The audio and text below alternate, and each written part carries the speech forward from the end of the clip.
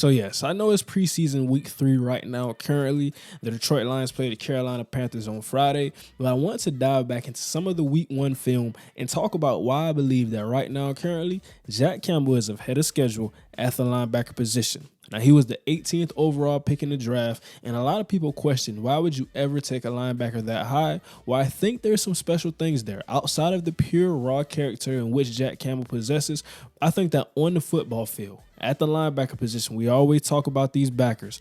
Instincts. That's the key thing that I look at with Jack Campbell, and I think that can propel him into the next level of linebacker play in the NFL. Now, let's look at this first play here. We got a really unorthodox cover 2 look by the Detroit Lions, but I like it. As a defensive mind myself, a guy who loves defense, I think anytime you can give it a skies look for a defensive look, you take the opportunity and run with it. Now, right here, Jack Campbell's in the middle of the field. He's dropping into that mid hook. And what I talked about with this team is what you're going to see from Aaron Glenn. You're going to see a lot of cover 2, and you're going to see a whole lot of man coverage. Now, we saw some man coverage assignments from Jack Campbell in this game, but we're not going to touch on too many of those here.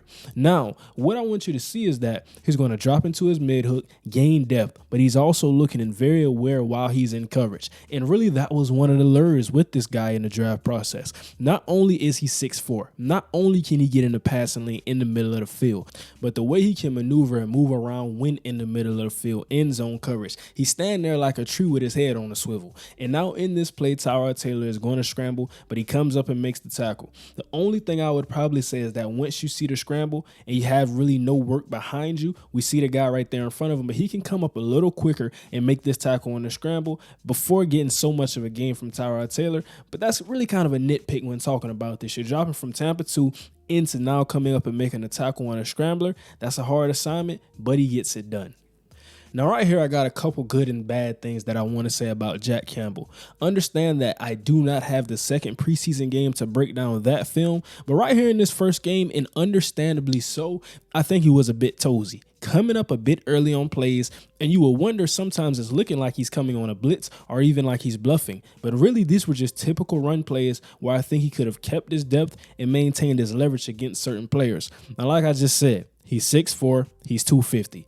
He can dip and rip through guards, and what we're going to see in further plays, he's going to shock and said, he's going to stand guys up. These are guards, tight ends. He can take on those blocks at the second level. But I think that saving yourself when you don't have to do it, don't get into it.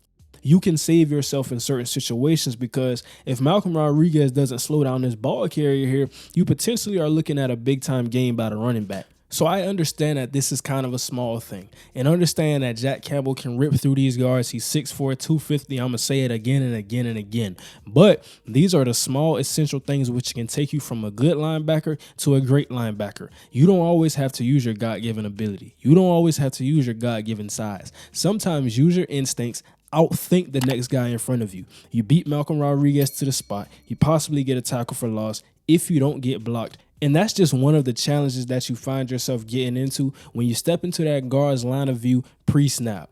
Now, this is a play that I really wanted to talk about, because as a linebacker, it's really hard to read plays like this sometimes. Now, we got tossed with an arc block. We see the tight splits by the receiver. The tackle is going to wheel out. Our receivers are going to block down and seal John Kaminsky inside. So the biggest thing we have is that this tackle is going to wheel. He's going to hold the corner. That's one thing. And Jack Campbell doesn't make the play here, but I think the good thing that I see out of him is that he's not fast flowing it to where he gives up a huge cutback alley, but he's also not slow playing it to the fact that you just get gashed to the outside. You have that perfect speed within the middle, and that's what I talk about.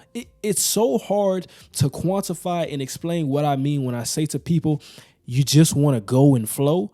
You don't want to overrun. You don't want to slow play it. You have to find that perfect balance as a linebacker, and I think Jack Campbell on this play does it. This perfectly displays what I just talked about, but he plays it perfectly. And he still has the opportunity to make a tackle here on a pretty short gain, pursuing it.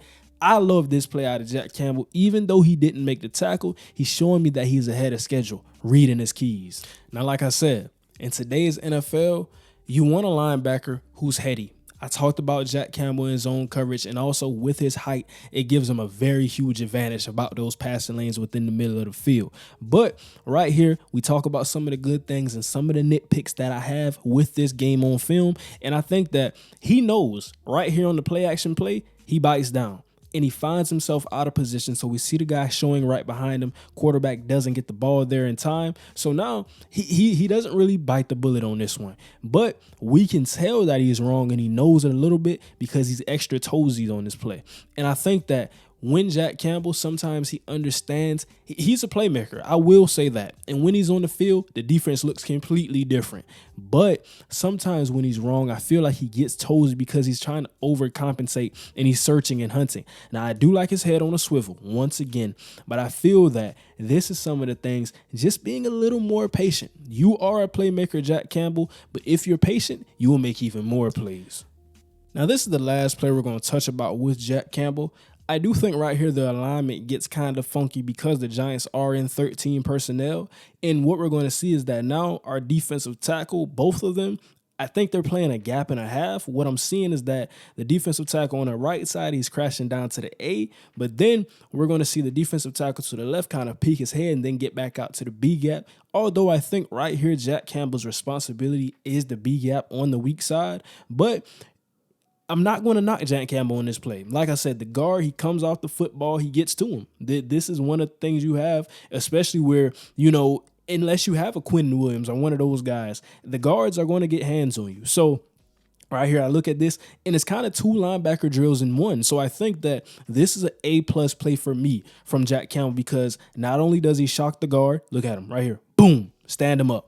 Now he's getting his head. He's reading the ball carrier. He's mirroring, gets over. Now we got some trash in front of us. I got the center. He's not really pancaking my DT, but my DT is leaning and trying to make a tackle. So we're now in the trash. We got to clean that up, get to the tackle. This is an A-plus play by Jack Campbell. He does 2 things in one play. He stands up the guard. He gets over, gets through the trash, makes this tackle. Although it's a combined tackle, it's not a solo, but a big-time play.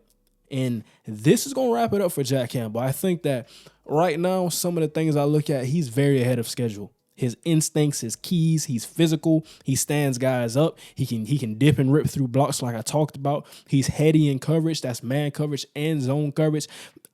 This is the first game that I watched. I'm going to watch the second one again. I don't have the all 22 to get into this, but I'm seeing great things out of Jack Campbell. I think that when I watch him and for this team, the defense looks way better with Jack Campbell on the football field. Now, I'm going to let you do with that information as you please because there's a linebacker battle. There's Derek Barnes, Alex Anzalone, Malcolm Rodriguez, and Jack Campbell.